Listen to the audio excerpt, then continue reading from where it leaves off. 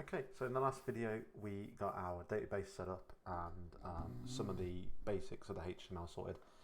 In this one we're then going to get it so that we are able to log in and register, or register and log in, probably in that order.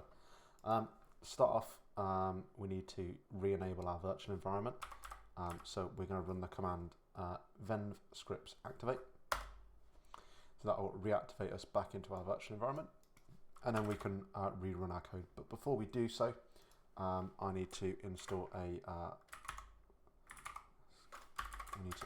Flask WT forms because I forgot to add that in the last one. So to your requirements, you're going to need to add Flask WTF == 1.2.2.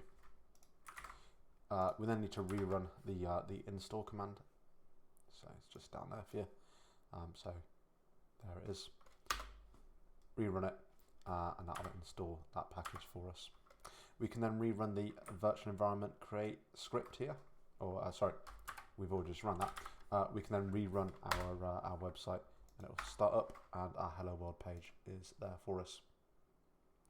So we're going to go into our base HTML, and we're going to start making the navigation bar that we're going to use.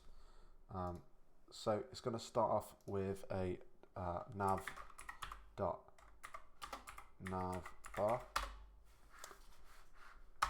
and it also is going to have some other classes. It's going to have navbar expand large and navbar light, and background is going to be light as well. Inside here we're going to have a dot container fluid, and we're also going to have then in there we're going to have an a.navbar brand.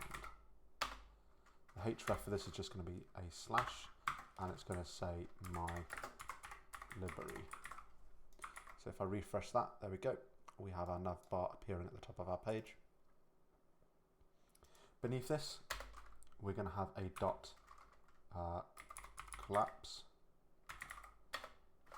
and it is a navbar collapse as well. We're going to do a ul dot navbar hyphen nav, and then a li dot nav hyphen item. Inside the item, we're going to have an a dot nav link. The link is just going to be we're just going to have a slash, and it will be a home page. There we go. So that's our little navbar bit. On the right hand side, I want to have it so I've got a register and a login button. So just beneath this navbar here, we're going to add a second navbar. So it's going to be ul.navbar hyphen nav, and we're going to add a second class to it. The class is going to be ms hyphen auto. ms hyphen auto is going to mean that it's going to appear on the right hand side for us. I'm going to copy and paste these items into here, and I'm going to refresh the page, and there we go. We've got a home appearing, but we're going to change one to register and the second one to login. There we go. So we need to get a login and register page set up. So we're going to go into our roots. We're going to create a app.root for /login. It's going to have a methods are going to be get and post. The function is going to be login, and it is going to return a render template of login.html. We're going to do exactly the same, just above it for the register, but we're going to change the words login for register. There we go. So these buttons aren't going to work at the minute, so I'm clicking them, nothing's happening, it's just taking me to the slash page. So I want them to work. So in the bits here for the slash, the href is where it's linking to. At the moment, it's just linking to slash. I could put, you know, just random text in here. So now if I click the register, if I refresh the page and click the register, it takes me to that slash, you know, it's these match here. So I'm going to go back and we're going to make it so that it links us to this page here. So we can say URL for, we pass double squiggly brackets, my bad. And then we pass the function name, so the name of the function that we want it to link to. So in this case, it's going to be register. So if I refresh that now, it takes me to the register page. Obviously, I haven't created the register.html yet, so we're getting no template found error, which is good because that's what we should be getting. We can do exactly the same down here for the login. Instead of register login, if we refresh the page and we click this login one now, it says can't find the login HTML. So that's working. Cool. We got our links working off of the base HTML. Next, we need to make our forms. So we're going to go to the app and we're going to create a forms.py file. Inside of our forms.py, we're going to declare both the registration and the login form. So we need to say from Flask WTF import Flask form. From WT forms, we're going to import all the different types of fields. From WT forms.validators, I'm going to grab the validation error, email, data required, and equal to. From app, I'm going to import my database. From app.models, I'm going to import the user model. And then from, I'm going to import SQL Alchemy as SA. Okay. Let's start with our registration form.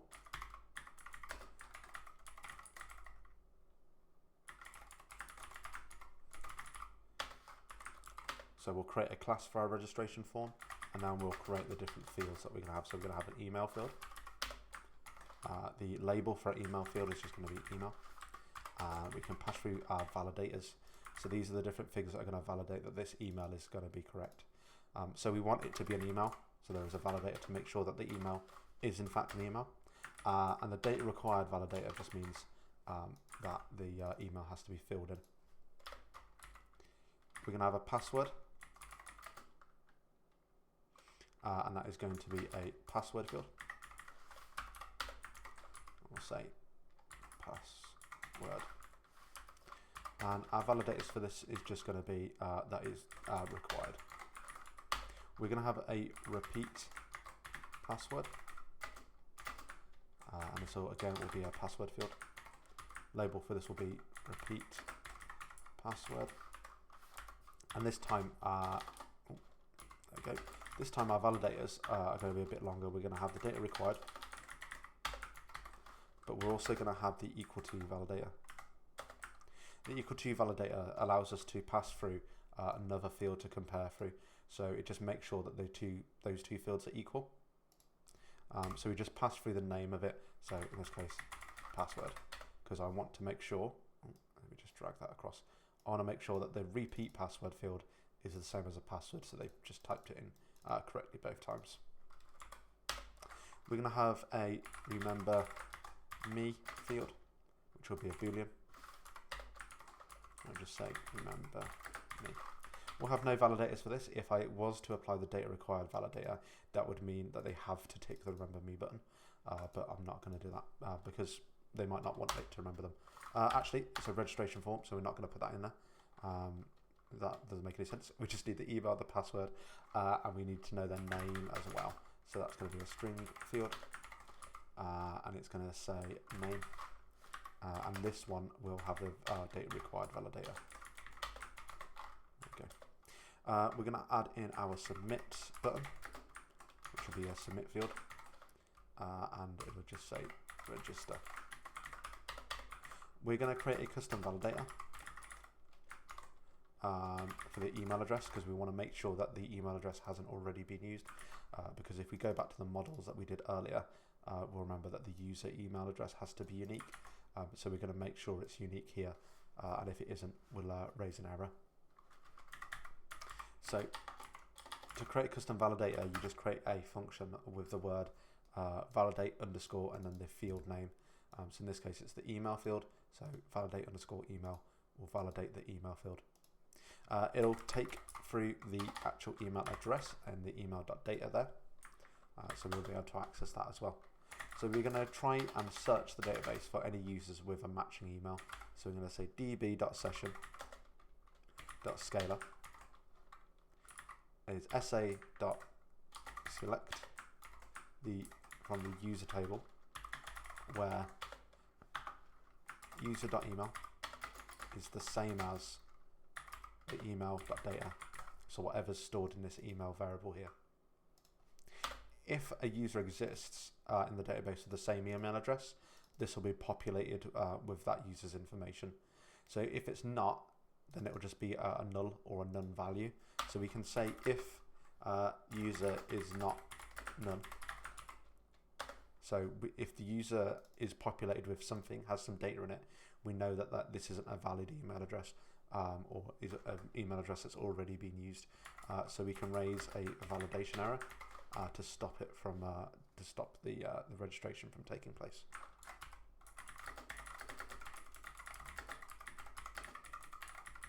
There we go. Cool. We'll create a class now for our login form.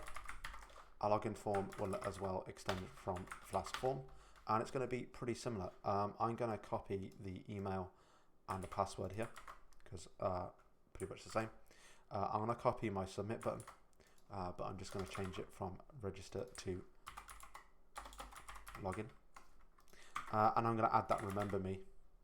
Remember me is a Boolean field. And as I said earlier, we don't add any validators. So we just have the raw Boolean field. Cool. That's our form sorted. Or the forms that we'll need at the moment sorted. So we have our registration one, which has an email, password, a repeat of the password, a name, and a submit. And we have our login with our email, password, and remember me button, and a submit button. So now we need to get these to actually appear on our website. So we'll do the whole process with the login, we'll do register first, and then we'll do the login after that. So to begin with, we need to make sure that we're able to create a new user. At the moment, this is one I made earlier, the init for our user. So it's got all the init function in there for us, so that we can create a new user. So I'll leave that there, or you can pause the video if you want to grab this. But we're just setting the password and so on for the user there. Next, we need to come up to our routes, and in our register route, we need to have a new instance of that form. So to grab that, we'll need to do a few imports. I'm going to have an import up here for redirect and one for URL4. I'm going to import SQL Alchemy as SA. I need to say from app.forms. I'm going to import the registration form and that login form that we just made. From my app.models, I need to import the user model, because I need to be able to create a user in a minute. And from Flask login, I need to import current user, login user, log out user, and login required. There we go. So if we then start to actually create this now, so we need to create a new instance of our form. So we're going to say form equals registration form, and we can pass that to our HTML page here. So we can say form equals form. So the HTML is able to read this data from there. Let's create the template.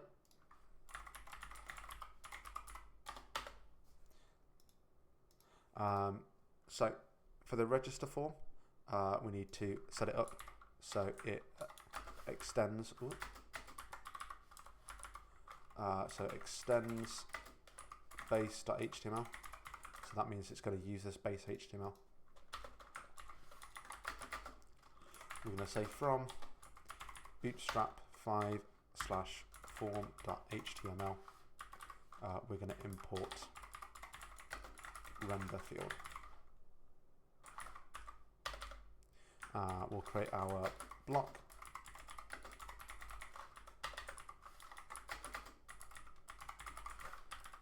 There we go. So we'll set up our container with our row and our col and our card and our card body, and then we'll sort out our h5.card title, which will be register, and let's open up the page. So if I click my register button now, I get this appearing. I'm going to add some padding here, so it's not kind of like the card doesn't start immediately after my nav bar. So I'm going to come into the container. I'm going to add some padding on the y-axis of 5 pixels. That's nice, and I'm going to make it a little bit thinner. So I'm going to do px 20. Refresh it. Oh, that doesn't work. Never mind. Ignore that. We're not going to do that. So let's get our form working. So we're going to have a form. We're going to get rid of the action because we don't need it, but we do need our method, and it is going to be post. In here, we're going to do our. How is it going all the way to the left? Form dot cross site request 4G token. We're going to have our render field. I'm going to add a space there, just so it's not kind of like there's a bit of a gap, because I think that might be messing stuff up there. So we're going to make sure we're rendering our form.name. There we go, and now our name field is appearing here. So we need to do this for the others: email, password, repeat password, and submit. So email,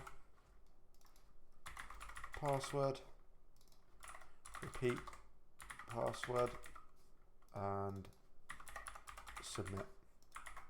There we go. So we can start passing through stuff. In fact, we'll just keep the button like that. We'll not edit the button. So that's all appearing now. I can type stuff in. I can put in my email address and my name and my password, and I can click submit, but nothing seems to happen. So let's make stuff happen. So back in our root file here, inside the registration function, we're going to say if form.validate on submit. So if the form has been submitted and it is valid, then we're going to create our new user. So we're going to create a instance of the user class, and we're going to start passing through form.name.data, form.password, form.email.data, and form.password.data. So that's created us a new instance of the user class. Now we need to actually add that to the database. So db.session. Oh, I need to import database at the top here. So at the first line, just import my database. So database.session.add that user to the database, and then db.session.commit to write those changes to the database.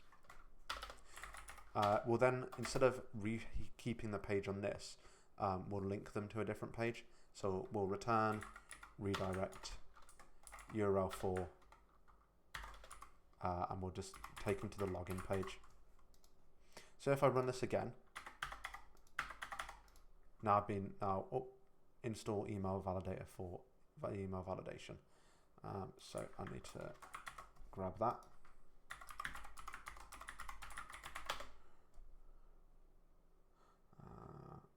Yeah, there we go, got it. Cool. So we need to install this email validator, otherwise it's not going to work. So into our requirements, we're going to add another one of email validator, and it's version 2.3.0. I'll reinstall my requirements, and rerun my code. If I refresh the page, there we go. So that should have made me my user now. It's linked me to the login page. If I open up my database file and I look at my users, there we go. I can see my user with my email address and my password all correctly populated in the database.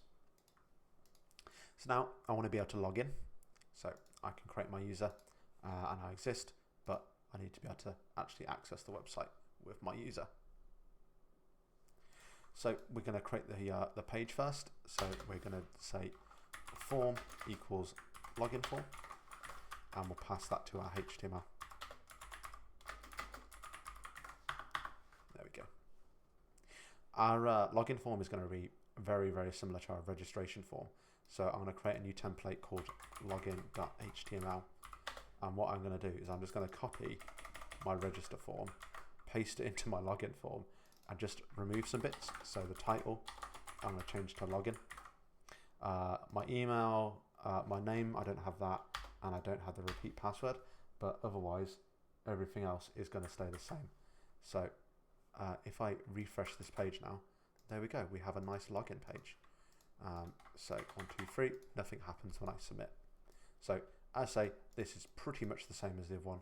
I've just got a few less fields there appearing. Okay. If I go back into my routes now, I can then get this to start working. Again, I'm going to say if form dot validate on submit. So if my form is valid, has been submitted and is a valid form, we're going to try and grab the user from the database first. So we're going to say user equals db.session.scalar sa.select user, where user.email equals form.email.data. So this is going to query the database, and we're going to select the user where the email matches the one that we've got from the form there. So it's going to look up in the database, does the email match this email that the user submitted to us? If the user has given us a correct email address, then this user variable here will be populated with their details. If they haven't, this will just end up being none. So it's either going to be a user or it's going to be none. All right. So we can use that to figure out if we've got a valid user. So we can say if user is none, or not user.checkPassword form.password.data. We'll return redirect URL for the login page. So what we're doing is we're saying if this variable has come back as none, i.e. there's no user, or when we check the password is not correct. So not correct. This will return true if the password matches. It will return false if the passwords don't match. So we have to compare it to a not to make sure to invert it from a false to a true. So it'd go into here if the password is not correct. So if the user doesn't exist in the database, or the password that they've submitted is not a correct password, we'll redirect them to the login page. So we'll just refresh this page basically. If the details that they've provided us are correct, so a user's been found, and when we check that password, it is a correct password, we can then log them in. So we can do login user. We'll pass through that user. We'll say remember me equals form.rememberme.data. And then we'll just return a redirect to the index page. So if I refresh that, resubmit the form, now we're logged in. So even though I'm logged in, I'm still getting these buttons to log in again and register. So ideally, if I'm logged in, I should have a different thing appearing here. I should maybe we're gonna put the name up here. So we're gonna have a name and a nice little drop down that we can select different stuff from as well. So if we go into our base HTML, we can start adding some variables in here to check if the user's logged in or not. So just here inside this nav bar here, I'm going to add in a if statement. So I'm going to say if current user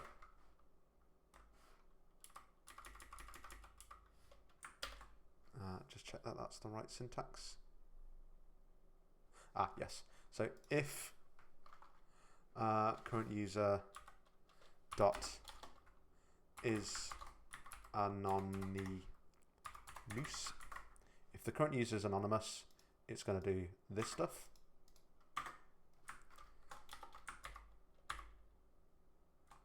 Sorry, it's percent signs.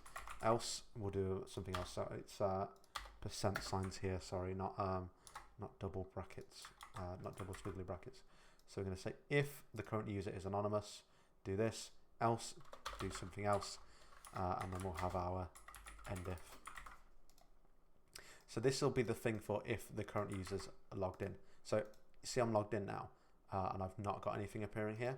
If I quickly log out, so I can go into my application, and it should be in my local storage, or it might be in my cookies. There we go. I delete the session cookie.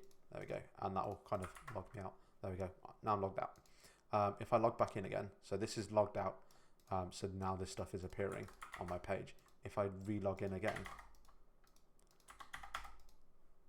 right, now that stuff's appeared. So instead of that appearing there, we'll get a nice drop down appearing instead. So we're going to have a li dot nav item. To the class, I'm also going to add drop down and drop down end.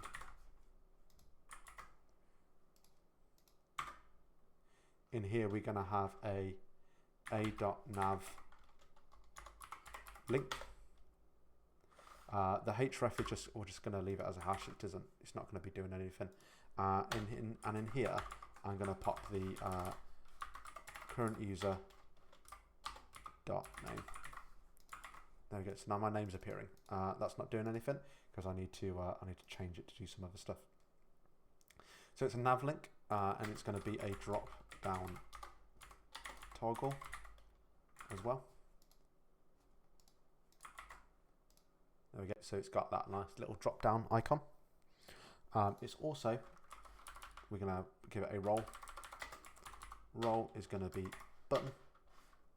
And we're also going to add data bs toggle.